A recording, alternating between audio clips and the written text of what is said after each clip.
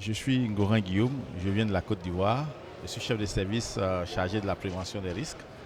Et dans mon pays, je m'occupe des questions de risques naturels. Je suis spécialiste en système d'information géographique. Avant que je ne vienne, j'ai conduit un projet pilote sur les questions d'évaluation du risque dans le district d'Abidjan, la capitale de la Côte d'Ivoire, la capitale économique de la Côte d'Ivoire.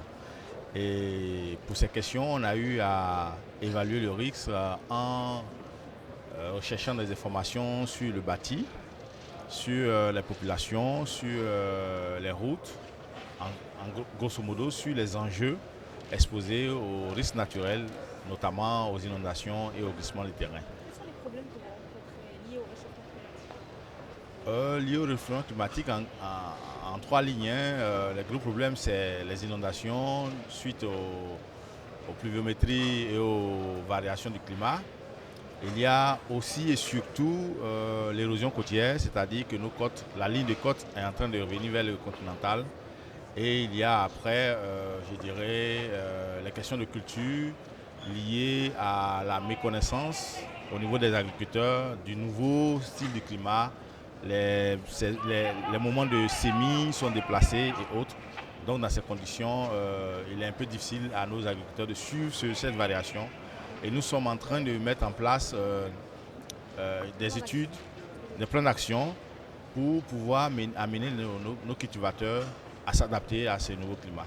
D'accord. Voilà. Qu'est-ce que vous attendez de la COP22? La COP22 pour nous, c'est un atout, c'est un rassemblement d'abord, mais c'est aussi une occasion de partager nos connaissances, nos compétences, je dirais, nos activités que nous menons, mais aussi d'apprendre beaucoup des autres. Et c'est pour cela que nous sommes venus à une forte délégation, quitte des agriculteurs, du ministère de l'Agriculture, du ministère de l'Environnement, du ministère des Infrastructures économiques, chargé de l'eau, et qui nous visitons des CED events du Maroc, de la France. C'est apprenant, c'est des viviers de connaissances que nous glanons lors de ces CED events et nous échangeons des connaissances et nous allons poursuivre les communications avec ces personnes parce que le moment est court, 7, 8 jusqu'au 18. C'est court pour échanger, c'est court, on ne glane que des informations. Et après, nous allons continuer ces échanges par des mails, par des téléphones, par des courriers. Et puis essayer de voir comment adapter à notre concept et notre spécificité ivoirienne les connaissances que nous avons apprises ici. Bien. Merci beaucoup.